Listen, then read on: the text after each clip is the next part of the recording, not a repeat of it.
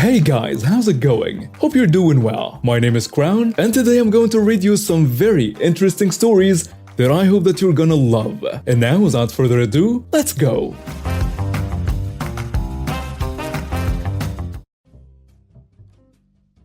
Some background.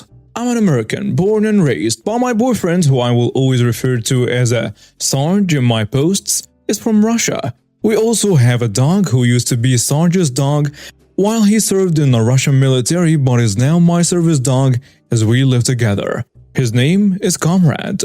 Sarge didn't know what to name him when he got him, so he just called him Comrade as in fellow/companion, and the name just stuck.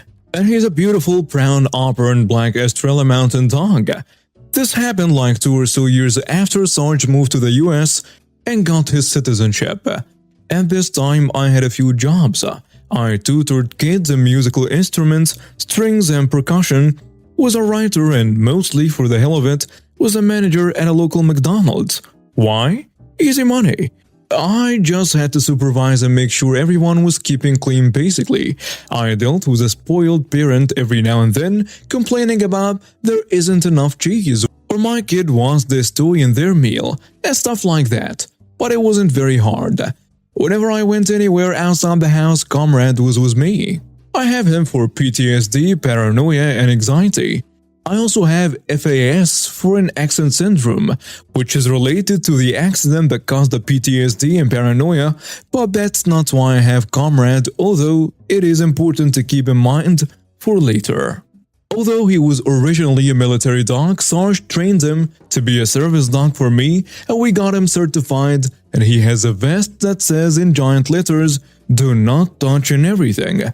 During this time, Sarge was working as a dog trainer and a falconer, which is why he was so good with dogs. Anyway, when I was at Mickey D's, Comrade always did a really nice job of sitting in a corner and behaving. The entire staff knew him and how much of a sweetheart he is despite his huge and menacing look/size. And since I was comfortable with it, they were allowed to feed him a few fries every now and then and also give belly rubs. They knew this. Usually, whenever I was on break, Sarge would be between jobs and meet up with me so we could relax, have a little food and so on. This particular time he happened to bring an owl. Her name is Emma. She's a barn owl who is actually not nocturnal. He brought her into the place and of course everyone was chill. Business was slow since during the time of day kids were at school and parents at work, and by slow I mean it was completely empty except for the staff. The break was going as per usual until Emma began to get a little antsy on Sarge's arm. You know, because he was wearing one of those falcon gloves. He had to take her out for a bit and I was left with Comrade, who was sitting up next to me in a booth, looking like Chewbacca or something. I had my journal out and was scribbling something in it. I usually always have my journal on me to write down random thoughts and pictures as a form of therapy. There are pretty poetic things in it, as well as some pretty gruesome excerpts and images. I was drawing one of those graphic pictures. A few minutes later, a mother, the entitled mother of the story, and her son who was about 6 or 8, stroll in. They are now the only customers. Cool. The entitled brat notices Comrade right away, because from the other side of the establishment, I hear an excited gasp. I peek up and my thoughts are confirmed. The entitled brat looks ecstatic. The entitled mother smiles too and ushers him to the counter so they can order. I smile too as I look back to my journal. I love kids, and even more than that, I love making them happy. Unsurprisingly, about a minute later when they finished ordering and paid, the boy was standing in front of the booth with wide eyes. Keep in mind that I'm sitting next to the wall and Comrade is sitting on the other side of me. He is fanboying next to the table and I chuckle. He still hadn't said anything. The entitled mother walked over and the entitled brat squealed, "I want to be that dog." I'm still smiling at this point because kids get me in my soft spot. In the beginning, the mom was chill. "Sorry, sweetie, that's a service dog. Can't touch." And the chill pouts. Me, in a Russian accent, "Actually, you can pet him if you like. Remember when I mentioned that I have FAS? Yep, right now I have a Russian accent. I add, he's quite friendly, mate. His name is Comrade. I probably looked like the most Russian on the face of Russia, with an accent and a strong dog named Comrade. The entitled brat squeals again and pets the great dog gently by his scruff. The entitled mother seems impressed and goes to pet him too. See, I let him have a pet because although he's technically working, 1. I hate disappointing people in general and especially kids. 2. I suck at confrontation. And 3. He's pretty good about not getting distracted anyway, so I figure all is well. And all is going well. Until the entitled brat says, "Mom, look how cool, he's so cool. I want him." I chuckle and half expect the mom to as well, but instead, "Well, you know how we get things, don't you? By asking nicely." Then he turns to me. "Can I buy your doggy, please?" Now I was pretty taken aback, so I assumed this was a joke, although the entitled mother wasn't laughing. "Sorry boy, he's not for sale. I need him to get by day to day." I said this with a chuckle and a smile since I thought it was a joke after all. The entitled brat looked confused and the entitled mother looks like I was the one joking. She says, "Oh, come on now. It's not like you need him or anything. I mean, obviously, if he was that important, you wouldn't let us pet him. Not so much of a working dog then, huh?" Then she points to his vest. I am now anxious. Comrade, sensing this, shuffles closer to me, which prompts the entitled brat to cling to his service vest, not wanting him to move away. "Hey, let go," I yell. The entitled brat lets go of the vest reluctantly, pouting. "But I asked nicely." "Sorry, but..." "Seriously?" says the entitled mother. She now looks appalled like I admitted to murder or something. She puts her hands on her hips. "Did you just yank my son away? I'll have you know that my kid is at the top of his class and has been wanting a dog for a while now. It's about time he gets a dog, and my boy wants this one."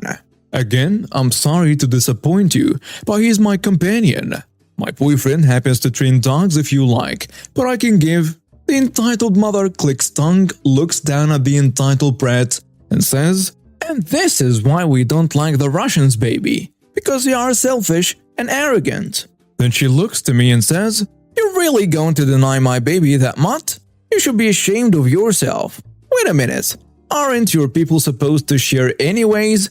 Then she scoffs, "Selfish." I say, "Your boy is so smart and yet doesn't understand what a service dog is.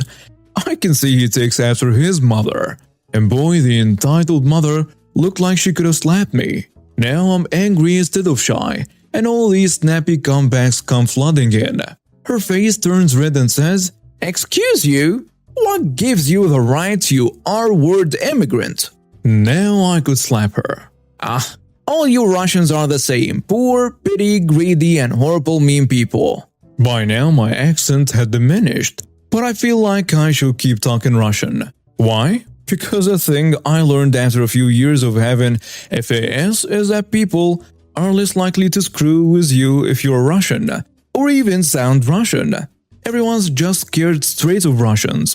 That seemed to go over the head of this woman, but another reason I decided to keep it up was because she'd probably make a bigger scene if I randomly dropped the accent I had.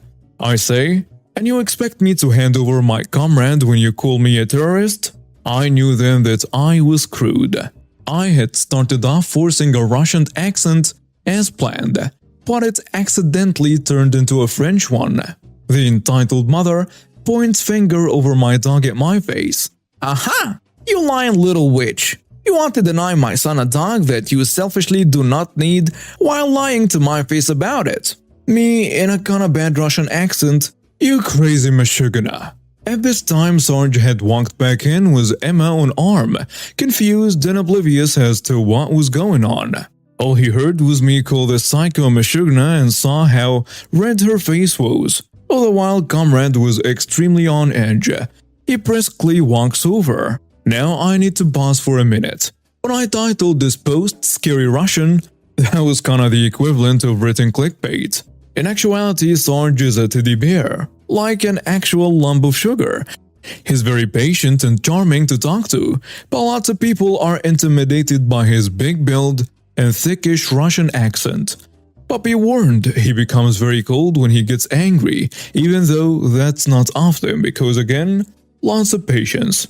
Although even though he wouldn't hurt a fly, people do not know that, and he's also pretty defensive when it comes to me. Now back to the story. Sarge steps between Comrade and I and the entitled you.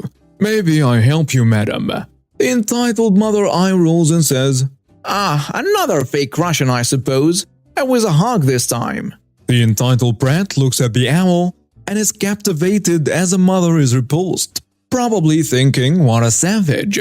Sarge, surprised at her rudeness, says, "No ma'am, I live near Sochi.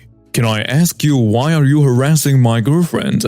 The entitled mother grabs her kid by the shoulder and says, "She's claiming that Mott to be a service dog instead of giving it to my son. Since you're apparently a Russian, tell me, aren't your people supposed to share?" Sarge says, "First of all, I don't like you to refer to my comrade as a mutt. Second, what do you mean by your people? You see me here in America, yeah? I'm a capitalist like you. Third, I do not appreciate your attitude, going around demanding service dogs from unsuspecting people. And fourth, you should really take a look at yourself. Is this the example you want to set for your boy?" The entitled mother's jaw hits the floor. Stunned silence. "Did you just tell me how to parent my son?" Sarge pinches a bridge on his nose as I, defeated, just took my journal out and continued to draw my graphic picture. The entitled mother begins bringing up the "my people" thing again, saying you have two beautiful pets and you can't share either of them because you're so selfish. And all Sarge can respond with is, "If you're obsessed with my people so much, then why don't you move to Russia?" I wish. That would be a good riddance right there. Sarge is trying to reason with a mad woman, and at this point I just exit the conversation. I sit cross-legged in the booth, stroking Comrade therapeutically with one hand, working on my image with my other, with one singular hand. I point this out for a reason. I point this out because a minute after I zoned out, apparently what had happened is a little crab crawled behind Sarge's legs without him noticing under the booth and snatched my journal from my lab. "What is this?" I yell. The entitled brat scurried back out from the table and ran to hide behind his mom. I've already lost it, and Sarge is on his way.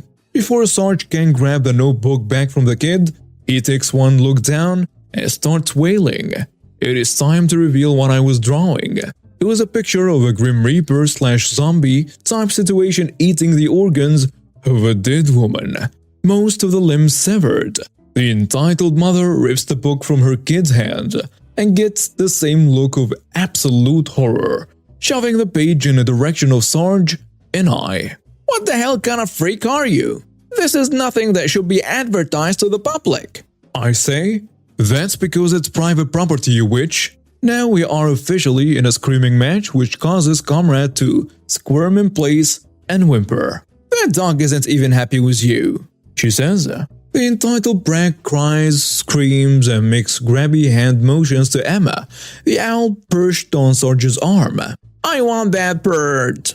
He got too close to Emma, which made Sarge pull back, saying, "Absolutely not. That owl is not the tamest. It could have seriously scratched the heck out of that kid." The entitled brat continues to scream.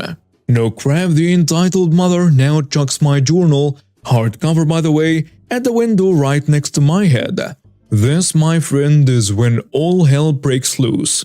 The window cracks, which thank God it didn't break because the glass definitely would have caught me sitting right there. And the sound of the impact freaks Emma out, and she screeches, flapping her wings about and taking off around the McDonald's. Sarge is thrown into a panic. If the bird got lost or injured, it'll be his own doing. "Oh heck," he says. Now, I didn't know this at the time, but the staff had already called the police, and now that Emma was loose, they, thinking quickly, locked all the doors. This would make sure the mother from hell and her demonic hell spawn wouldn't get out, nor would Emma. I'm still flipping at everything that's going on. and then the mother runs to the counter where her now cold food was and begins a tantrum of her own, throwing food everywhere. She squirts ketchup on the walls, throws fries at the staff and at Sarge, and all the while she's doing this, and I've been trying to calm Comrade down who was getting worried, the entitled brat lunges at Comrade, yanking furiously at his collar. Bad idea. I try to warn him, tell him off, but too late. Comrade has gone into attack mode. He turns around and pounces at the boy, his weight throwing the entitled brat to the ground, having him falling flat on his back. Does he bite him? No. Does he claw at him? No. Comrade is trained to scare an attacker, but not actually attack until I or Sarge give the command. So there they are on the floor. My dog with his front paws flat on the floor, but in the air, despairing, growling and snarling. Although the brat more than pissed me off, I felt bad for him. I was just about to tell Comrade off, but then the entitled mother came up behind her shaking son to slap his snout. Yes, that happened. This witch hit my service dog. I was so shocked and infuriated that I couldn't get words out. "Muzzle your dog, freak!" she yells.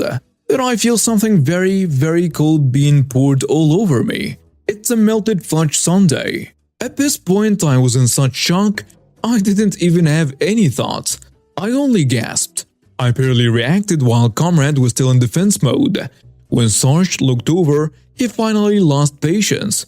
And this is where the scary Russian boyfriend part comes in.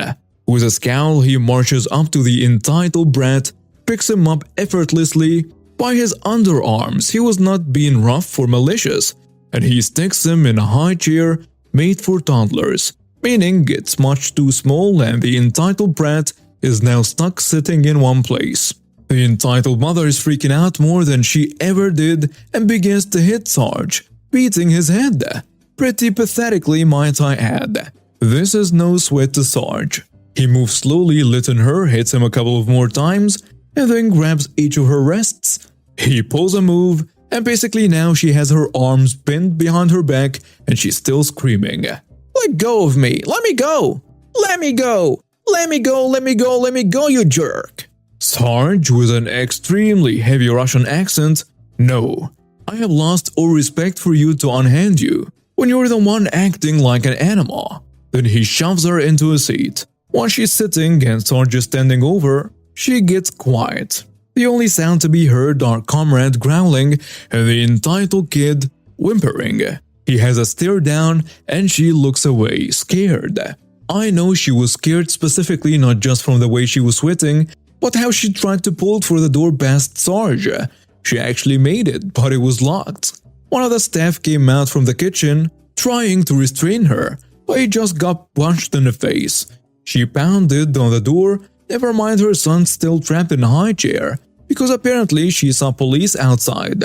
Sarge saw them too, so he didn't worry about the entitled mother anymore. Instead, now that Emma was calm enough to command, he called her over to perch on his arm and got me napkins to clean me up, apologizing as he helped me. When the cops were inside the premise, the entitled mother did not waste any time before claiming, "Officers, I'm glad you're here." She then points to the couple innocently cleaning up a sticky mess. "Those Russians stole my service dog, assaulted me and my son, and had their honk attack us too. They locked me in."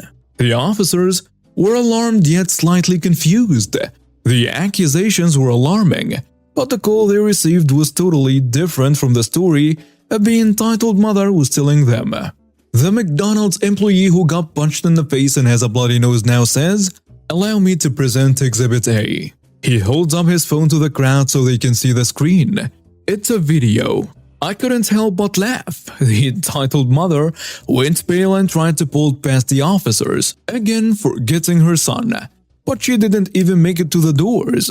She was charged with attempted theft, animal cruelty, disruption of property, vandalism, assault, resisting arrest, lying to an officer, disrupting the peace, and even child endangerment. She went from a hot-headed psycho to a blubbering and apologetic single mother who needs sympathy. As they were detaining her and figuring out what to do with a child in terms of the other parent or CPS, they asked, "Who's the manager?" Coolly smirking and still mostly covered in ice cream, I raise my hand, and in an all-American accent reply, "This witch." The look on the entitled mother's face, just priceless. I had to hold back more laughter as we took care of some paperwork, answered questions, and pressed charges. We took the rest of the day off and I could finally laugh until I almost threw up. Nothing in the moments before the arrest was even remotely humorous. It was living hell. But I don't think it would be too much of a stretch to say the ending made up for it. We ended up getting $5,000 in charges, not including the cost to fix the window, which insurance also paid for. And Comrade got all the belly rubs he could ever ask for. Though I don't really let other strangers touch him anymore. Probably because of this. Thank you, Sarge, my wonderful sweet Russian partner. Also, I don't know what happened to the kid or the mom, but I know the mother at least got some jail time. And now we have reached the end of today's stories. Thank you for watching and see you next time.